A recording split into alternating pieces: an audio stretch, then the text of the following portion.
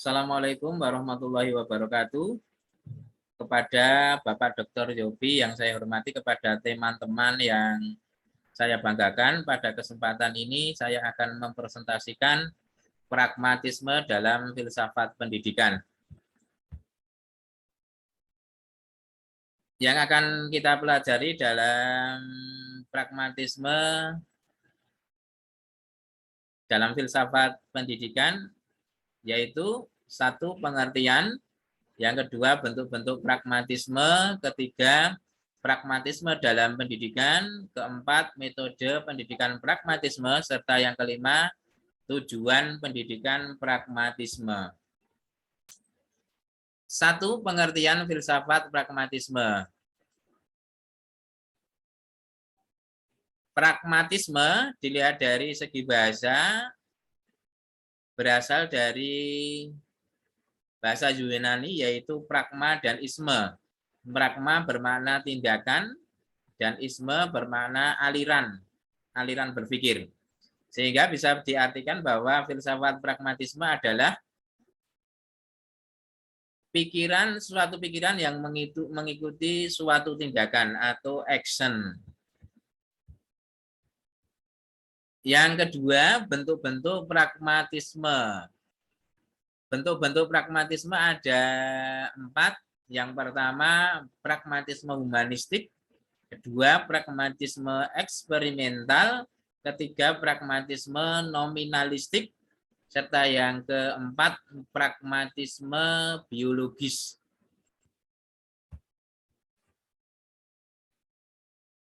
Pragmatisme humanistik dapat diartikan jenis pragmatisme ini ditemukan dalam ilmu-ilmu sosial. Menurut jenis pragmatisme ini, kepuasan sifat manusia adalah kriteria utilitas.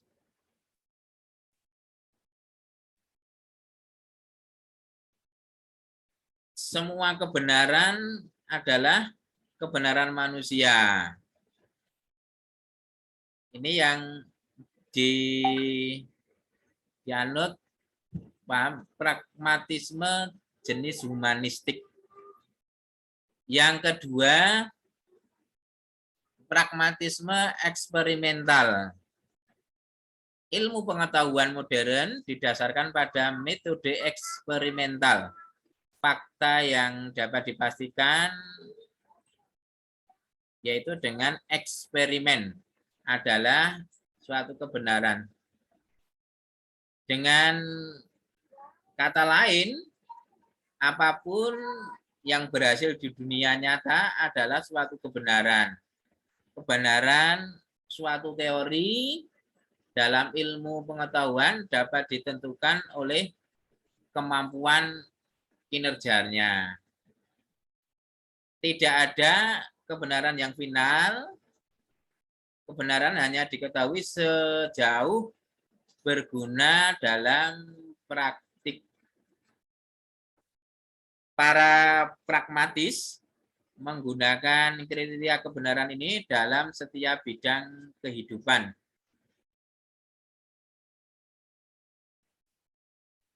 Selanjutnya, bentuk pragmatisme biologis. Eksperimentalis John Dewey mendasarkan pada pragmatisme biologis yang menurutnya tujuan akhir dari semua pengetahuan adalah keselarasan manusia dengan lingkungannya.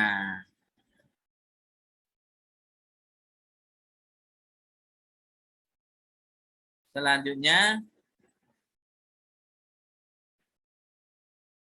pragmatisme nominalistik. Eksperimen yang dilakukan harus memperhatikan hasilnya. Menurut pragmatisme nominalistik, hasil eksperimen selalu khusus dan konkret atau nyata, tidak pernah umum atau abstrak.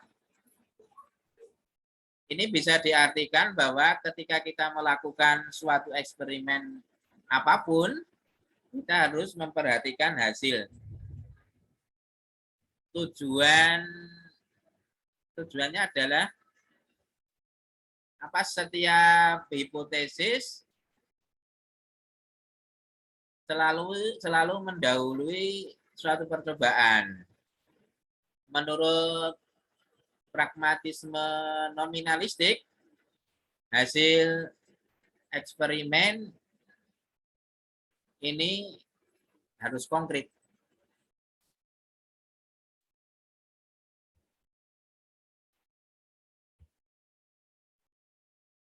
Pragmatisme dalam pendidikan. Beberapa konsep pragmatisme dalam pendidikan adalah sebagai berikut. Yang pertama, pentingnya usaha manusia. Yang kedua, keyakinan akan masa depan. Ketiga, empirisme.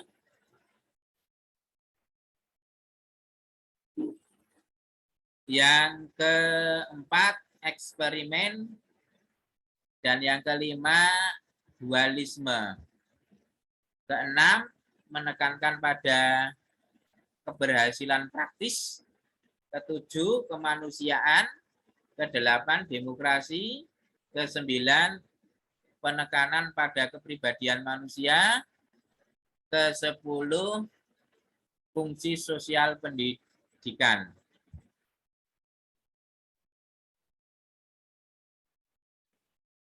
Pentingnya usaha manusia. Para pragmatis percaya bahwa pendidikan tergantung pada partisipasi aktif peserta didik.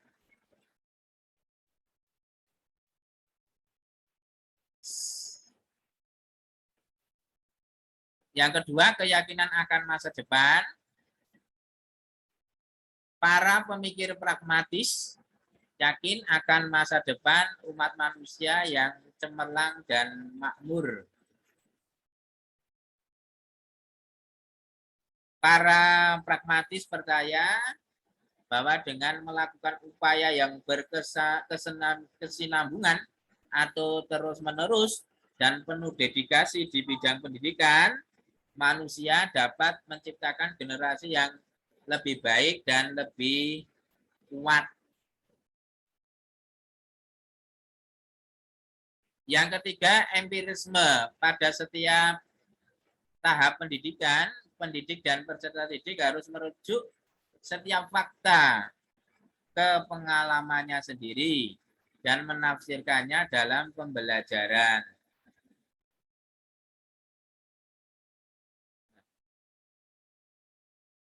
Disarankan bahwa pada setiap tahap pendidikan itu pendidik dan peserta didik harus memperhatikan fakta ke pengalaman belajarnya sendiri. Selanjutnya, eksperimen. Filsafat pragmatis percaya pada eksperimen terus-menerus dalam setiap aspek hubungan pendidik dan peserta didik dalam setiap bidang pendidikan. Eksperimen ini akan mengungkap banyak fakta baru yang dapat berguna dalam memodifikasi kurikulum, metode pendidikan, tujuan pendidikan, dan lain-lain. Dari sudut pandang ini, sekolah sendiri bisa diartikan sebagai laboratorium tempat para pendidik terus bereksperimen.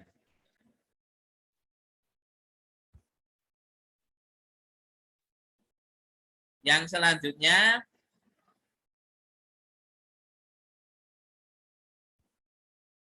dualisme.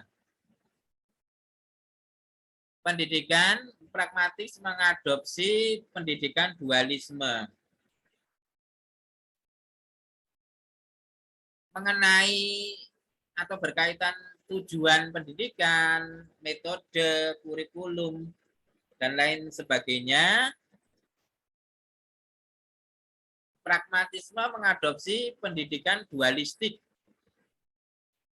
bahwa setiap pendidik harus mendasarkan pendidikannya pada pengalaman dan filosofinya sendiri.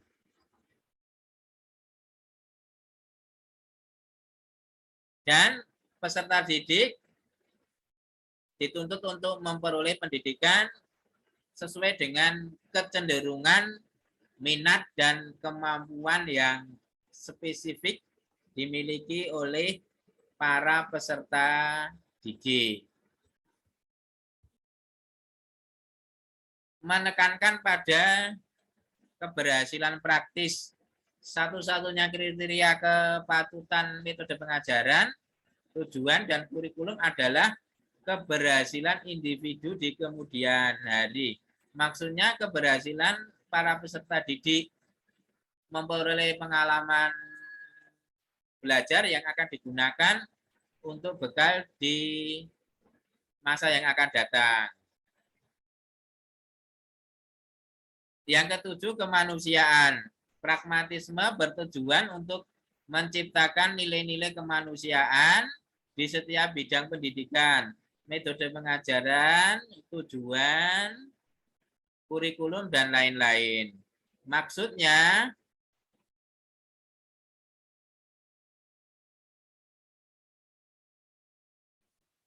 pendidikan dalam segala jenisnya harus bertujuan untuk mengembangkan nilai-nilai kemanusiaan. Yang kedelapan, demokrasi. Pragmatis pada dasarnya demokratis, karena masyarakat demokratis adalah cara terbaik untuk mencapai cita-cita kemanusiaan. Para pragmatis memanfaatkan pendidikan untuk menciptakan nilai-nilai dan cita-cita demokrasi dalam pendidikan, sehingga mereka dapat dilatih untuk menempati tempat yang bertanggung jawab dalam masyarakat yang demokratis. Yang kesembilan, penekanan pada kepribadian manusia. Pragmatis sangat mementingkan kepribadian manusia, karena mereka menganggapnya sebagai elemen paling signifikan dalam proses pendidikan.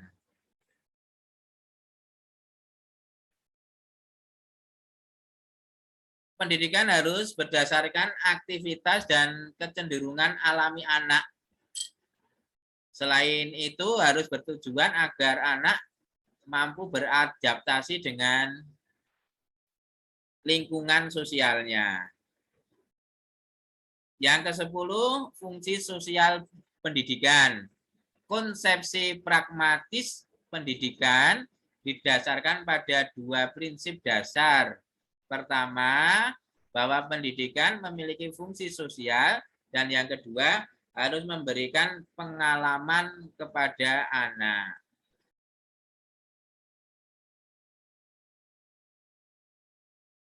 Pengetahuan yang diperoleh siswa ini untuk kepentingan sendiri adalah prinsip yang diterima oleh para pragmatis. Pengetahuan harus memiliki tujuan adaptasi terhadap lingkungan sosial peserta didik.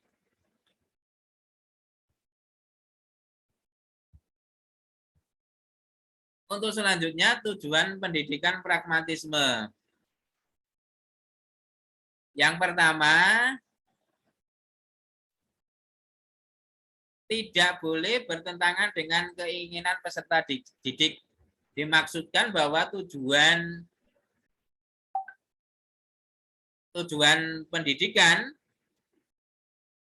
oleh para pemikir pragmatis itu harus sesuai dengan keinginan peserta didik. Jadi mereka berpendapat bahwa tidak boleh memaksakan cita-cita tertentu kepada anak yang bertentangan dengan keinginan anak atau peserta didik.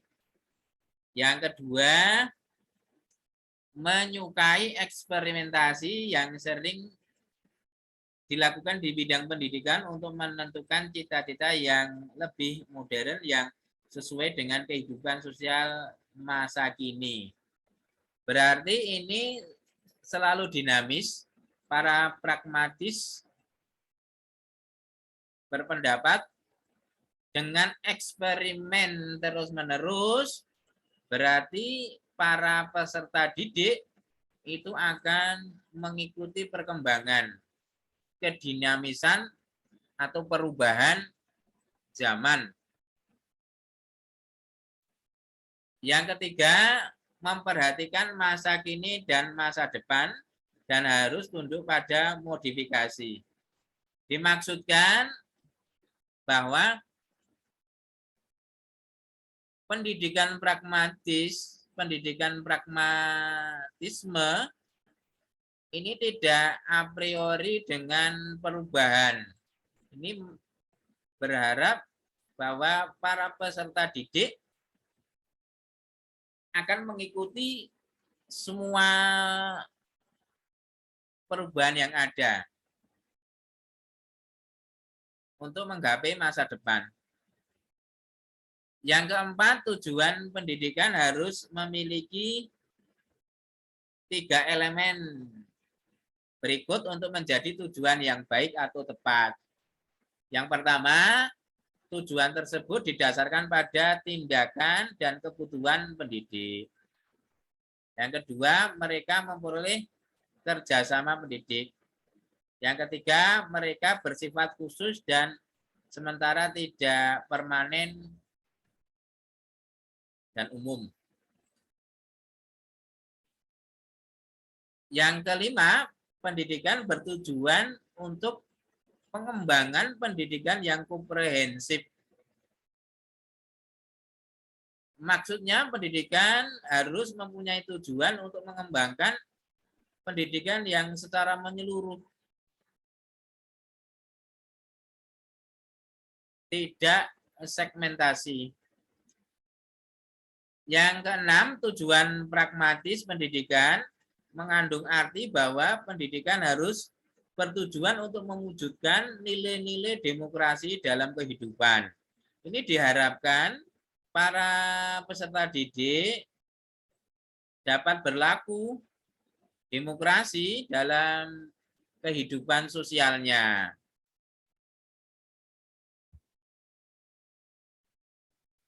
Metode pendidikan pragmatis. Metode pendidikan pragmatis didasarkan pada psikologi dan sosiologi dengan syarat memberikan ruang yang memadai untuk partisipasi aktif oleh pendidik dan juga metode yang diadopsi harus dinamis dan berubah atau mengikuti perubahan. Ada beberapa metode yang bisa disajikan pada metode pendidikan pragmatis. Yang pertama, metode project. Salah satu metode yang dikembangkan oleh para pragmatis adalah metode project. Pemikir pragmatis menunjukkan bahwa keberhasilan setiap filsafat pendidikan terletak pada kemampuannya untuk meningkatkan standar pengajaran. Diharapkan dengan melakukan proyek, ini pengajaran akan semakin berkualitas. Metode selanjutnya, metode untuk mengembangkan berpikir mandiri. Metode pengajarannya bertujuan dan dibentuk oleh minat, keinginan, dan kecenderungan anak didik. Jadi, metode pengajaran yang dipilih oleh pendidik ini harus mempertimbangkan minat, keinginan, dan kecenderungan peserta didik. Metode yang ketiga, metode belajar sambil melakukan. Pendidikan yang benar tidak terletak pada mengetahui, tetapi dalam melakukan. Dan anak belajar dengan kerja aktif, baik dalam kegiatan kelompok maupun kegiatan individu. Nah, ini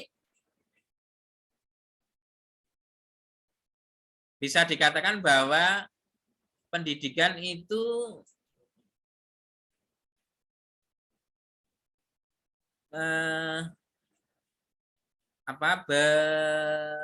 berkaitan dengan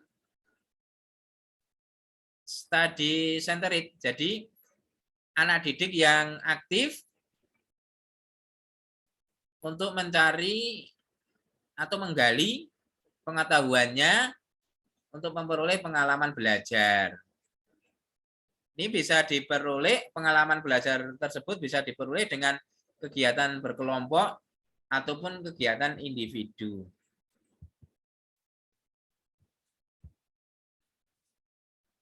Kelebihan pragmatis dalam pendidikan. Ini ada 4 kelebihan pragmatis dalam pendidikan. Yang pertama dilihat dari segi guru. Guru dalam aliran pragmatis merupakan pendamping subjek didik atau peserta didik dalam memperoleh pengalaman pendidiknya, dalam memperoleh pengalaman pendidikan. Jadi di sini bukan teacher centered, tetapi melainkan studi centered. Guru hanya sebagai pendamping, tetapi pendamping yang sudah berpengalaman, sehingga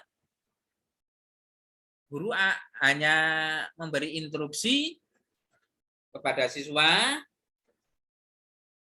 selebihnya siswa yang akan melakukan kegiatan pembelajarannya. Dilihat dari materi pengajaran harus dipilih dengan melihat pada kebutuhan subjek didik atau peserta didik. Jadi, materi-materi dalam pengajaran yang disajikan atau ditengahkan itu harus sesuai dengan kebutuhan peserta didik. Kebutuhan ini dilihat di masa yang akan datang. Selanjutnya dari segi kurikulum dibangun berdasarkan unit-unit yang alamiah atau wajar, yang tidak menimbulkan masalah dan pengalaman yang menekan para subjek didik. Ini berarti bahwa kurikulum diharapkan tidak memberikan beban atau menekan siswa, harus sesuai dengan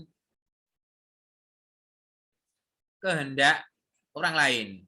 Harus sesuai dengan kehendak guru misalnya, seperti itu maksudnya. Dilihat dari metodologi. Metodologi berorientasi pada pemberian kebebasan untuk memilih kepada subjek didik dalam mencari pengalaman belajar.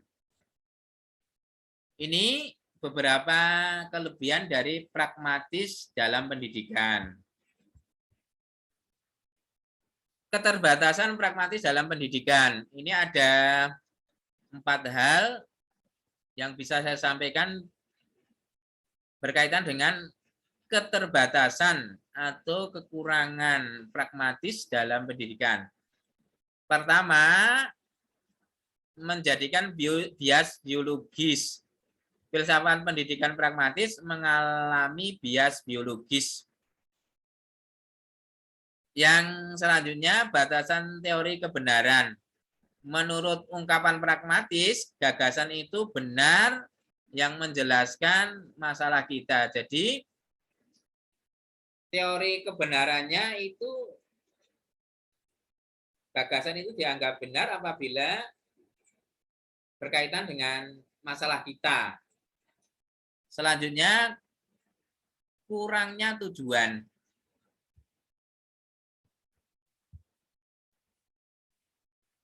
mendasarkan segala sesuatu pada eksperimen individu akan mengakibatkan kurangnya tujuan di mana-mana. Yang keempat, pengabaian cita-cita budaya.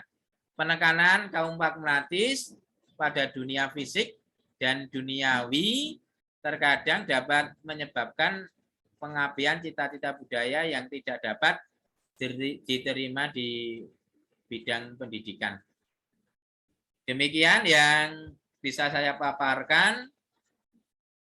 Kurang lebihnya saya mohon maaf. Saya akhiri. Assalamualaikum warahmatullahi wabarakatuh.